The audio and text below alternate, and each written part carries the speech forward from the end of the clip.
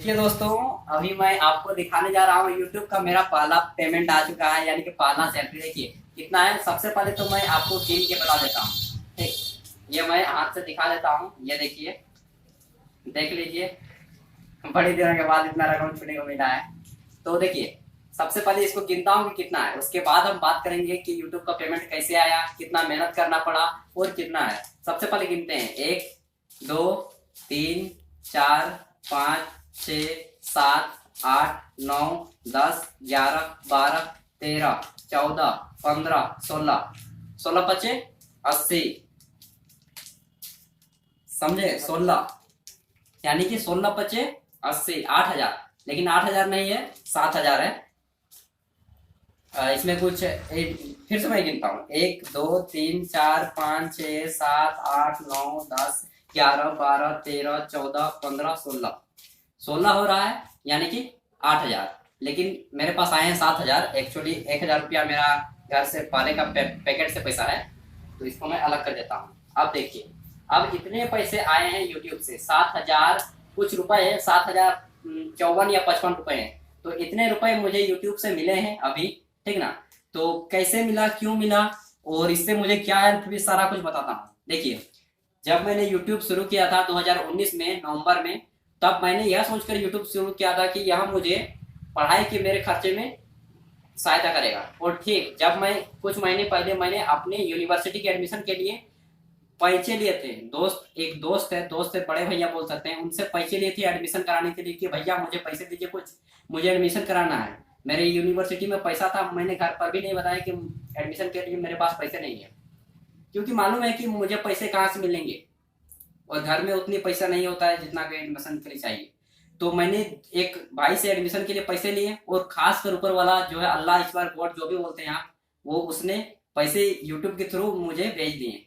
तो मेरा मोनेटाइज तो हो गया था अगस्त में, लेकिन पैसा जो आया, ये पैसा आया, ये इसी महीने में आया, मार्च में। ठीक ना? तो इसके लिए मुझे बहुत सारा मेहनत, क्या क्या बताऊं, मेहनत यथा मेहनत करेंगे आप। चाहे जो भी काम कीजिए, चाहे मेंटल वर्क कीजिए, चाहे फिजिकल वर्क कीजिए, शारीरिक श्रम कीजिए, चाहे आप दिमाग से काम कीजिए, दोनों में आपको मेहनत देना पड़ेगा, जी तोड़ मेहनत देना पड़ेगा, अपने काम में डूबना पड़ेगा। ठीक ना? ये देखिए, मैं आपको दिखाई देता हूँ सारा कुछ। ये देखिए, दोस्तों के लिए मैंने कुछ मिठाई भी लाई है, समोसे हैं थोड़े। और क्योंकि दोस्त बोलते रहते कि खर्चा कराओ यार, खर्चा कराओ, तो लीजिए, खर्चा करा दिए। देखिए, अब मैं यहाँ पे कुछ चीजें बताने जा रहा हूँ कि आप जब भी अपना कमाए ना, कुछ भी पैसा कमाए, मैंने भी कमाया है, तो सबसे पहले तो मैं उन दोस्तों को दूंगा। ये जो मेरे भाई के सामने रिकॉर्डिंग कर रहे हैं, इनसे मैं, देखिए, फर्स्ट टाइम वीडियो में बहुत कम, इनसे भी कुछ पैसे उधार लिए थे एडमिशन के लिए, और मेरा एडमिशन हो गया। और इन्हीं को मैं पैसा रिटर्न भी किया। उसके बाद आपको दिखाऊंगा, पैसा रिटर्न कर दूंगा इनको और अपने बड़े भैया को, दोनों को रिटर्न कर दूंगा। और मेरा पढ़ाई का प्रोसेस तो जारी रहेगा। ठीक ना?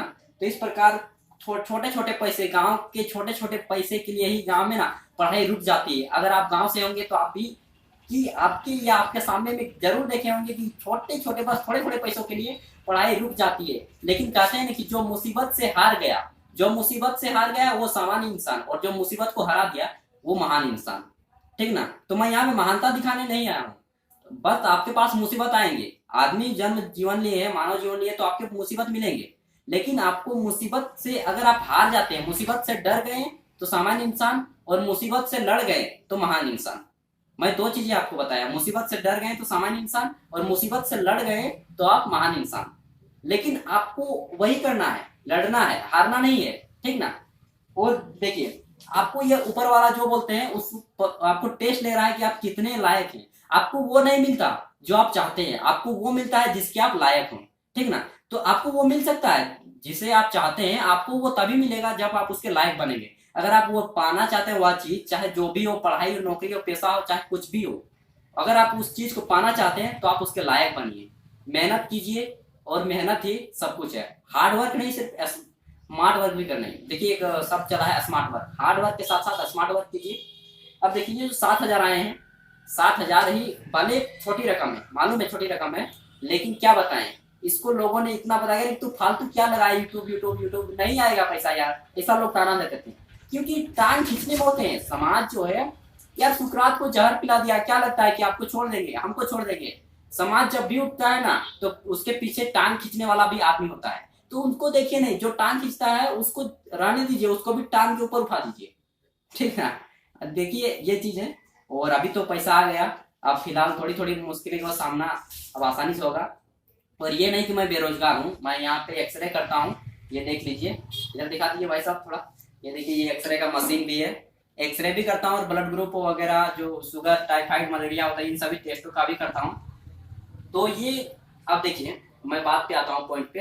देखिए आप कोई भी काम करते हो, चाहे पढ़ाई के क्षेत्र में हो, चाहे आप बिजनेस करते हो, व्यापार करते हो, चाहे आप प्राइवेट जॉब करते हो, सरकारी जॉब करते हो, जीवन में कुछ भी काम करते हो, आप उसे पूरी ईमानदारी और पूरी निष्ठा के साथ कीजिए, फुल डेडिकेशन के साथ कीजिए। ये नहीं कि मुझे इंग्लिश नहीं आती, मैं सरकारी स्कूल से पढ़ा हूँ। यार मैं भी सरकारी स्कूल से पढ़ा हूँ, मजाक नहीं बोल रहा हूँ। आज से मैं कभी भी प्राइवेट स्कूल में नहीं पढ़ा, मेरा शौक था बहुत कि प्राइवेट स्कूल में पढ़ूं, लेकिन कुछ क्या करूं, ऊपर वाला जब देता है ना। गरीब घर में ही जन्म दिया, लेकिन क्या करते हैं, आप गरीब जन्म लिए हैं, लेकिन आपको अमीर बनने से कोई नहीं रोका। अगर आप बनना चाहें तो एकदम बन सकते हैं। ये मैं खुद की बात नहीं कर रहा हूँ और ना ही मैं अपना बड़बाई कर रहा हूँ। अगर लगे कि मुझ में घमंड है तो प्लीज मुझ तक यह बात पहुंचाइएगा, क्योंकि सच्चा दोस्त वही होते हैं जो आपके घमंड को आपके मुंह के सामने बोलते हैं। मुंहफट बनिएगा, जब भी किसी के सामने कुछ का घमंड देखिएगा तो तुरंत बताइएगा कि भाई मुझ में घमंड है, तो तुरंत बता दीजिएगा। कोई भी दोस्त हो उसका घमंड को तुरंत बता दीजिएगा। मैं बातों ही बातों में बहुत शब्द कह दिया। अब मैं पैसे के बारे में बताता हूँ कि उपयोग। देखिए ये जो पैसे हैं इनका कैसे उपयोग कीजिए।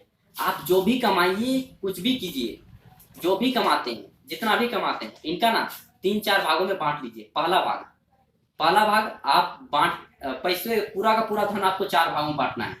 यह मैं नहीं बोल रहा हूँ, यह बोलता है शास्त्र।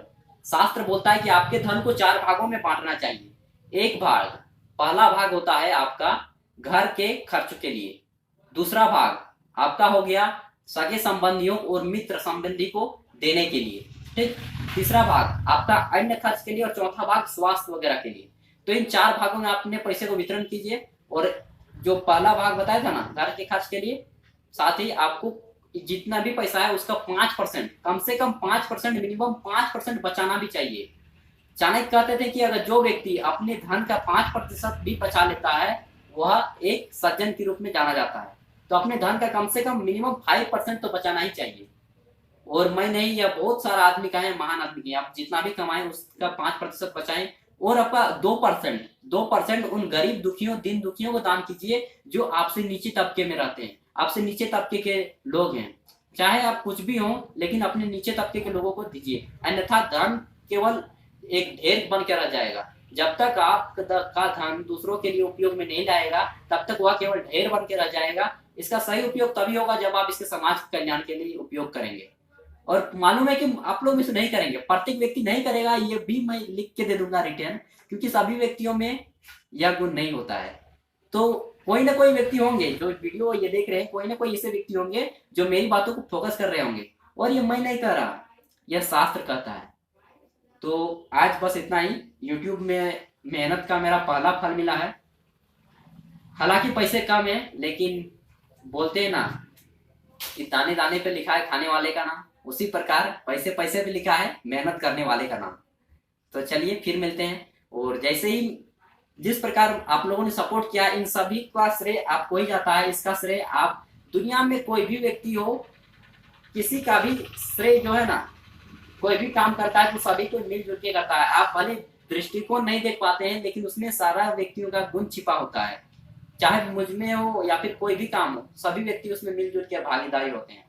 एक साइंस मुताबिक मैं नहीं जाता, मैं फिलोसफी की बात करता हूँ, दर्शन की बात, कि जो व्यक्ति 8 घंटा काम करता है सप्ताह के रविवार को आप छोड़ दीजिए, लेकिन मैं रविवार में भी काम करता हूँ, यहाँ पे एक भी दिन छुट्टी नहीं होता है। 365 दिन में जो होते हैं ना, एक सामान्य वर्ष में 365 दिन मैं यहाँ पे काम करता हूँ। लेकिन कुछ दिनों के बाद मैं इसे छोड़ भी दूंगा, क्योंकि मेरा एग्जाम वगैरह बाद में बात करेंगे।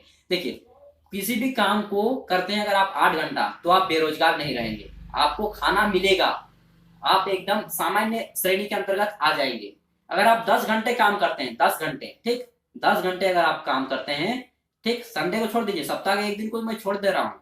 अगर आप 10 घंटे काम करते हैं दिन में, तो आप एक उच्च श्रेणी में आएंगे, ठीक। अगर आप 12 घंटे काम करते हैं, चाहे मेंटल वर्क हो चाहे फिजिकल वर्क, दिमाग से काम करते हो चाहे हाथ चला के, अगर आप 12 घंटे काम करते हैं तो एक आप मध्यम वर्ग या उच्च वर्ग, उससे भी थोड़े हाई क्वालिटी में आएंगे। लेकिन अगर आप मेंटल वर्क करते हैं यही काम को बुद्धि लगा करके, तब आप उच्च क्वालिटी के क्या बोलते हैं, अति उच्च वर्ग में आएंगे। समाज में कई वर्ग होते हैं, अति निम्न वर्ग, मध्यम वर्ग, उसके बाद उच्च वर्ग, और एक होता है अति उच्च वर्ग। अति उच्च वर्ग आने के लिए आपको मेंटल वर्क करना ही पड़ेगा। बिना दिमाग के काम किए आप अति उच्च वर्ग में शामिल नहीं हो पाएंगे। जो अधिकतर गांव में होते हैं ना, वो निम्न वर्ग होते हैं या फिर मध्यम वर्ग में होते हैं या अति निम्न वर्ग में होते हैं। तो हम लोग के जिस एरिया में रहते हैं, जिस गांव में रहते हैं, वहां पे अति निम्न वर्ग और निम्न वर्ग और कुछ कुछ मध्यम वर्ग में आते हैं आदमी। उच्च वर्ग या अति उच्च वर्ग एक भी आदमी नहीं है हमारे गांव में। और मैं भी एक निम्न या अति निम्न जो बोलिएगा, घर वगैरह तो नहीं है रहने के लिए अभी, तो अति निम्न वर्ग ये बोलिए, वही उसी श्रेणी में आता हूँ। दूसरे के घर में अभी, चलिए वो सब पर्सनल बात को ज्यादा नहीं शेयर करूंगा, बस वही बात करूंगा जो आपके काम की आएगी। तो बस मेहनत कीजिए और किसी भी काम को बैठे नहीं रहिए। भारत की सबसे बड़ी यही वेब सीरीज का गाली देने का मन किया, लेकिन नहीं बोलूंगा क्योंकि आप लोग भी हैं, बड़े हैं छोटे हैं, सभी को मेरा बड़ों को प्रणाम और छोटों को आशीष कि कोई भी काम हो मेहनत कीजिए। और खास करके 16 से 25 वर्ष के युवाओं के लिए, क्योंकि 16 से जो 25 वर्ष की उम्र होती है ना, इसमें एक अजीब प्रकार की जुनून, एक अजीब प्रकार की उत्साह होती है, ठीक ना। उस उत्साह को मरने मत दीजिए। उसी समय आप जो स्पीड मानेंगे रॉकेट की तरफ भागेगा। बस वही उम्र आप सोने में या फिर किसी अन्य काम में मत बिताइए जो आपको उतना इंप्रूव नहीं करता है। आप वही काम कीजिए जो आपके घर वाले या फिर आप सोचते हैं, मेहनत के साथ कीजिए। लेकिन बस 16 से 25 की उम्र जो है ना, मैं खास करके भारत में अधिकतर युवा, पूरे देश में, इस पे तो अलग से बताऊंगा ही बताऊंगा। मेरे अंदर जो है ना उत्साह थी ना, उसे मैं निकालना चाह रहा था लेकिन अभी नहीं निकाल पा रहा हूँ। तो चलिए आज बस इतना ही, काफी लंबा वीडियो हो गया है। स्वस्थ रहिएगा, मस्त रहिएगा और बेरोजगार बैठे मत रहिएगा यार, घर में बैठे मत रहिए, कुछ ना कुछ काम करते रहिए। क्योंकि काम करेंगे तभी देश आगे बढ़ेगा। सिर्फ आप नहीं आगे बढ़ेंगे, देश भी हमारा आगे बढ़ेगा। जापान के आदमी मेहनती हैं, सेकेंड वर्ल्ड वॉर में उतना क्षति हुआ फिर भी आज उतना पीछे रह गया। हमारे देश में इतना इतना इतना युवा है पूरे देश में कि क्या बताएं। इतना युवा रहने के बाद भी देश आज इतना पीछे, इतना कचरा है। सब नौकरी के पीछे भाग रहे हैं, नौकरी नौकरी नौकरी। यार अपना कॉमन सेंस लगाओ, अपना कुछ कीजिए। केवल नौकरी नहीं दे पाएगी सरकार, कितना दे पाएगी सरकार? सरकार के पास उतनी औकात नहीं है जितना आपके पास है। आप अपनी औकात निकालिए, अपनी काम कीजिए, कुछ तो काम कीजिए। और फिर से इसी के साथ बोल रहा हूँ धन्यवाद और रखता हूँ इस वीडियो को। अगर आपको वीडियो अच्छा लगा हो तो शेयर कीजिएगा, मेरे थॉट्स को दूसरों के पास पहुंचाइएगा। फिर मिलते हैं नए वीडियो के साथ, तब तक के लिए बाय। चैनल को पहली बार सब्सक्राइब कर लीजिएगा, बेल आइकन को प्रेस कर लीजिएगा और दोस्तों को शेयर, अपने दोस्तों को शेयर जरूर कीजिएगा। कोई भी हो, बड़े छोटे कुछ भी हो, शेयर कीजिएगा। स्वास्थ्य का ख्याल रखिएगा। धन्यवाद।